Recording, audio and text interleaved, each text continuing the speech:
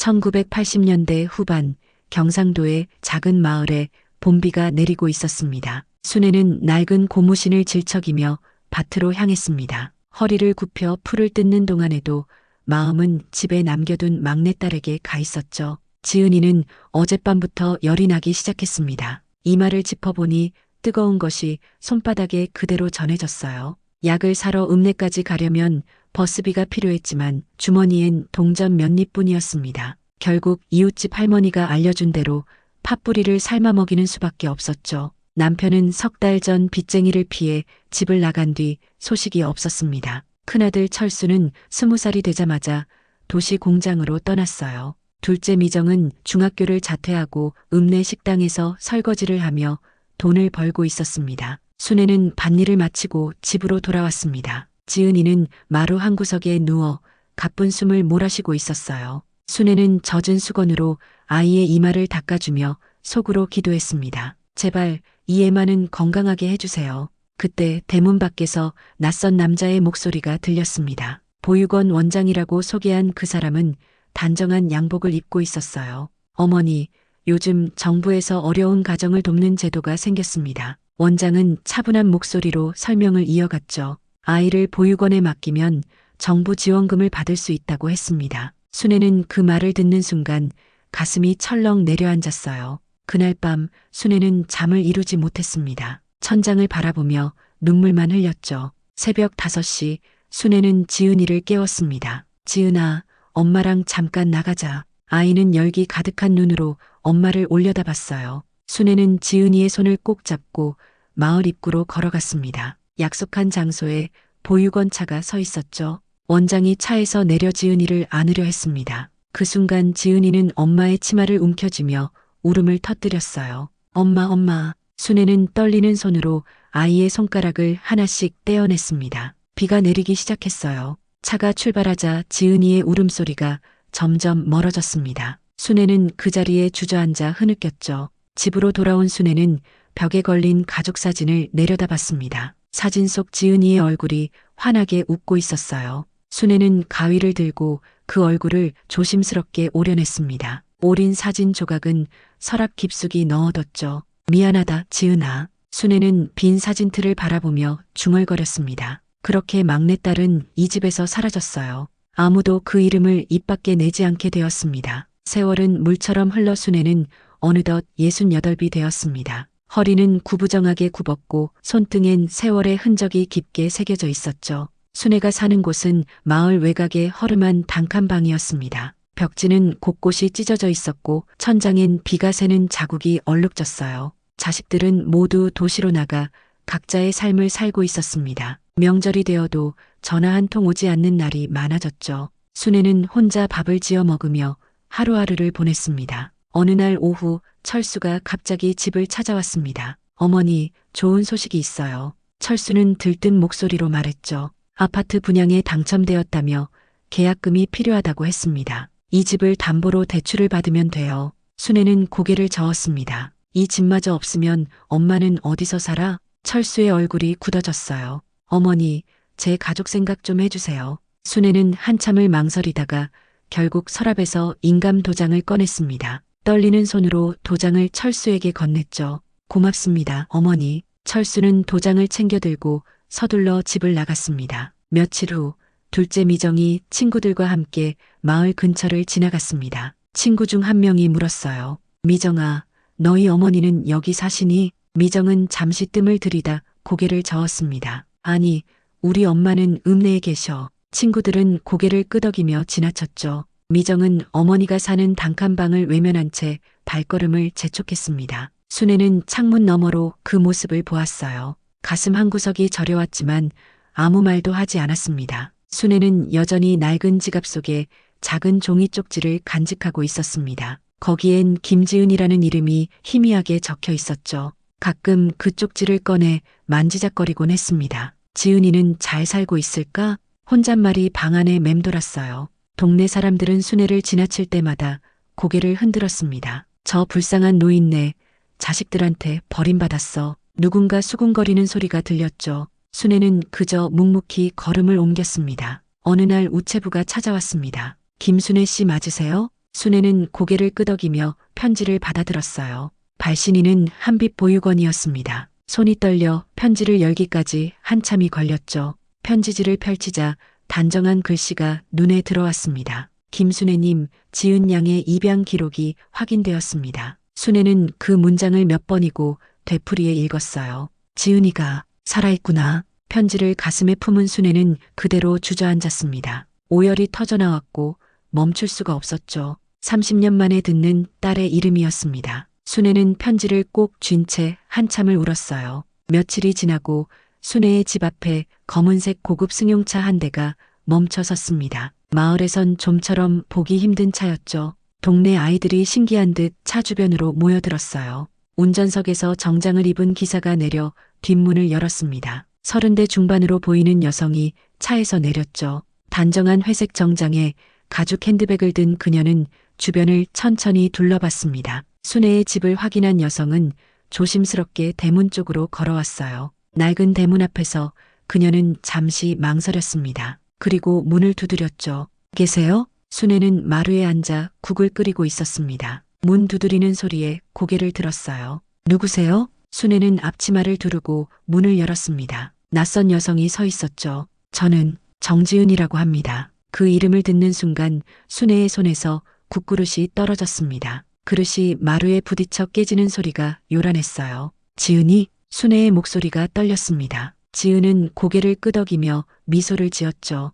오랜만입니다. 지은은 마당으로 들어서며 주변을 둘러봤습니다. 낡은 장독대와 비뚤어진 담장이 눈에 들어왔어요. 여기가 제가 어릴 적 살던 곳이죠? 순애는 대답 대신 눈물만 흘렸습니다. 지은은 마루에 올라 방안을 살폈어요. 벽에는 색이 바랜 가족 사진이 걸려 있었습니다. 지은은 그 사진 앞에 멈춰섰죠. 사진 속엔 순애와 철수, 미정만 있었습니다. 자신의 모습은 어디에도 없었어요. 지은은 아무 말 없이 사진을 바라봤습니다. 밖에서 웅성거리는 소리가 들려왔습니다. 저 차 좀 봐. 얼마짜리야? 순애네 집에 무슨 일 있나? 동네 사람들이 하나둘 모여들기 시작했어요. 담장 너머로 고개를 내밀고 구경하는 이들도 있었죠. 저 여자 누구야? 부잣집 딸 같은데. 수군거림이 점점 커졌습니다. 순애는 당황한 표정으로 지은을 바라봤어요. 지은아, 내가 정말 우리 지은이가 맞니? 지은은 순애의 눈을 똑바로 마주봤습니다. 네, 어머니. 그때 마을 입구에서 또 다른 차 한 대가 급히 들어왔습니다. 철수였어요. 소식을 듣고 달려온 것이었죠. 철수는 차에서 내려 지은을 보며 눈을 크게 떴습니다. 당신이 지은이? 곧이어 미정도 택시를 타고 도착했어요. 미정은 지은의 옷차림과 뒤에 선 차를 번갈아 보며 입을 다물지 못했습니다. 언니, 진짜 언니야? 지은은 두 사람을 차례로 바라봤어요. 오빠, 언니, 오랜만이에요. 마당엔 어느새 가족들과 구경꾼들이 뒤섞여 있었습니다. 고급 승용차와 낡은 단칸방이 묘한 대조를 이뤘죠. 순애는 그 한가운데 서서 떨리는 손으로 지은의 팔을 잡았습니다. 꿈이 아니지? 내가 정말 돌아온 거지? 지은은 순애의 손을 내려다봤어요. 그리고 조용히 고개를 끄덕였습니다. 지은은 가방에서 명함 한 장을 꺼내 철수에게 건넸습니다. 저는 지금 한빛복지재단 대표로 일하고 있어요. 철수는 명함을 받아들고 눈을 크게 떴어요. 금박으로 새겨진 글씨가 햇빛에 반짝였죠. 재단 대표라고요? 철수의 목소리에 놀라움이 묻어났습니다. 미정도 옆에서 명함을 들여다봤어요. 언니 대단한데? 지은은 미소를 지었지만 눈빛은 차가웠습니다. 그냥 작은 일하면서 지내요. 철수는 재빨리 머릿속으로 계산을 시작했습니다. 지은아, 혹시 우리 오빠가 하는 사업에 관심 없니? 부동산 쪽인데. 지은은 고개를 천천히 끄덕였어요. 나중에 얘기 나눠봐요, 오빠. 철수는 만족스러운 표정을 지었죠. 순애는 멍하니 앉아 딸의 얼굴만 바라봤습니다. 믿을 수가 없었어요. 그 어린 지은이가 이렇게 성공한 사람이 되어 돌아왔다니. 순애의 눈엔 눈물이 그렁그렁 맺혔습니다. 지은은 순애에게 다가가 무릎을 꿇고 앉았습니다. 순애의 손을 조심스럽게 잡았어요. 손등에 오래된 화상 자국이 보였죠. 울퉁불퉁하게 굳은 흉터였습니다. 지은은 그 자국을 보며 잠시 말을 잃었어요. 어릴 적 기억이 떠올랐습니다. 뜨거운 솥을 막으려던 어머니의 손, 자신을 지키려다 데인 그 상처. 지은의 눈가가 미세하게 떨렸죠. 미정이 급히 말을 꺼냈습니다. 언니, 우리 이제 자주 연락하고 지내자. 내가 그동안 어머니 많이 챙겨드렸어. 순애가 미정을 돌아봤지만 아무 말도 하지 않았어요. 지은은 미정을 바라보며 입꼬리를 살짝 올렸습니다. 언니도 힘들었겠네요. 미정은 지은의 표정을 살피며 어색하게 웃었죠. 지은은 자리에서 일어나 가방에서 서류 봉투를 꺼냈습니다. 다들 앉으세요. 할 얘기가 있어요.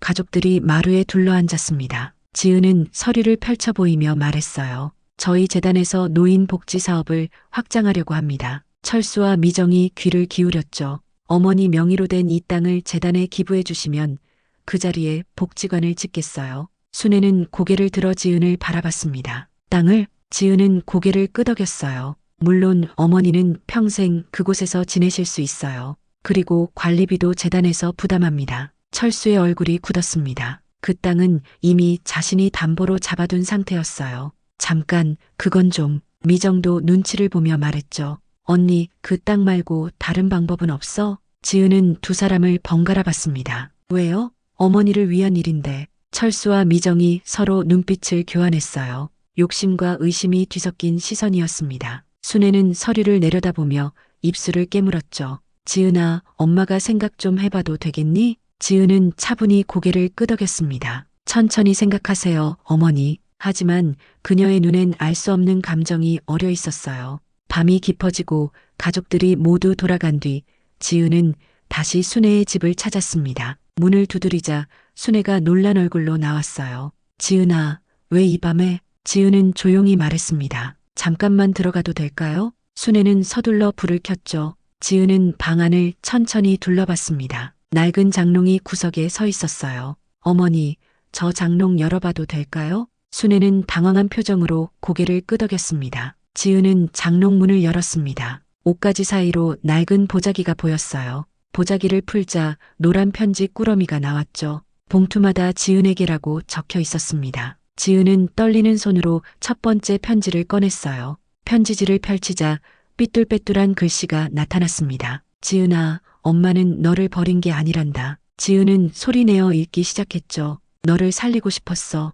그게 엄마가 할 수 있는 유일한 방법이었단다. 순애는 뒤에서 고개를 떨구고 있었습니다. 지은은 다음 편지를 열었어요. 오늘도 내 생각을 했어. 밥은 잘 먹고 있니? 아프진 않니? 편지마다 같은 미안함과 그리움이 담겨 있었습니다. 지은의 눈에 눈물이 맺혔어요. 하지만 곧 손등으로 눈물을 닦아냈죠. 어머니는 왜 이 편지들을 보내지 않으셨어요? 순애가 떨리는 목소리로 대답했습니다. 주소를 몰랐어. 그리고 내가 날 미워할까봐 무서웠단다. 지은은 편지를 다시 보자기에 넣으며 입술을 깨물었어요. 다음 날 아침 철수가 서류 가방을 들고 집에 찾아왔습니다. 어머니, 이거 좀 보세요. 철수는 기부 계약서를 꺼내 놓았어요. 여기 도장만 찍으시면 돼요. 순애는 서류를 바라보며 망설였습니다. 철수야, 엄마가 좀 더 생각해봐야 할 것 같은데. 철수의 얼굴이 굳어졌죠. 어머니, 지금 이게 얼마나 좋은 기회인지 아세요?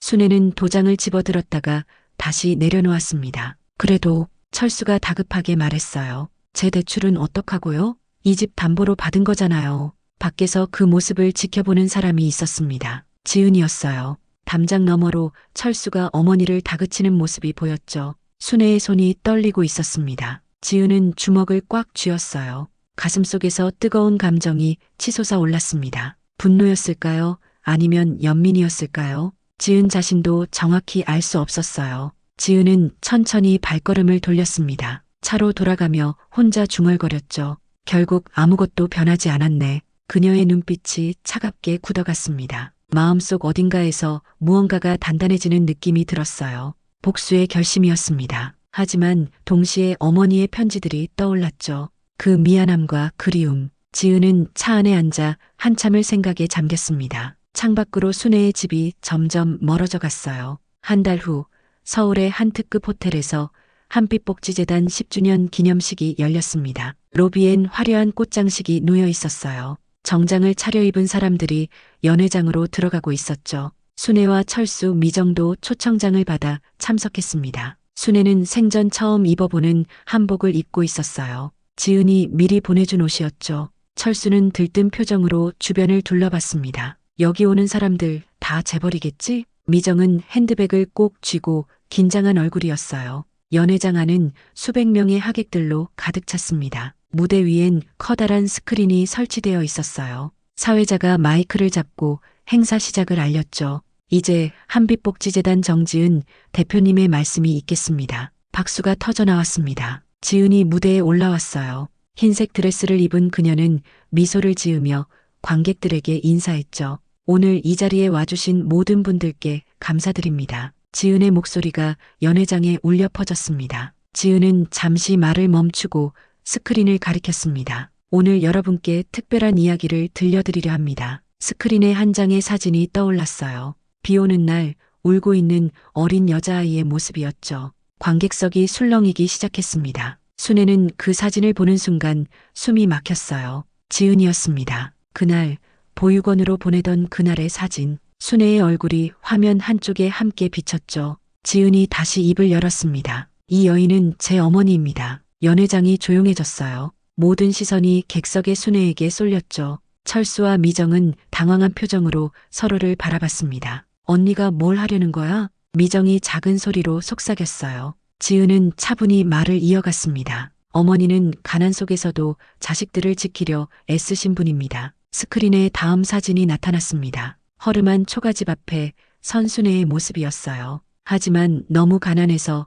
막내딸인 저를 보낼 수밖에 없었죠. 지은의 목소리가 떨렸습니다. 저는 그 일로 어머니를 원망했습니다. 오랫동안요. 관객들이 숨죽이며 듣고 있었어요. 철수는 얼굴이 하얗게 질렸죠. 지은이 다음 말을 꺼냈습니다. 그래서 복수하려고 돌아왔습니다. 객석에서 놀란 탄성이 흘러나왔습니다. 순애는 떨리는 손으로 입을 가렸어요. 지은은 다시 스크린을 가리켰습니다. 편지들의 사진이 화면에 가득 찼죠. 하지만 어머니가 평생 써오신 편지들을 읽었습니다. 지은의 눈가가 붉어졌어요. 그 편지엔 미안함과 그리움만 가득했습니다. 지은은 객석의 순애를 바라봤습니다. 그래서 결심했습니다. 복수가 아니라 용서를 하기로요. 박수가 터져 나왔습니다. 순애는 눈물을 흘리며 고개를 숙였어요. 지은이 무대에서 내려와 순애에게 다가갔죠. 어머니, 이제 괜찮아요. 지은은 순애의 손을 잡았습니다. 연회장은 조용했지만 따뜻한 공기가 흘렀어요.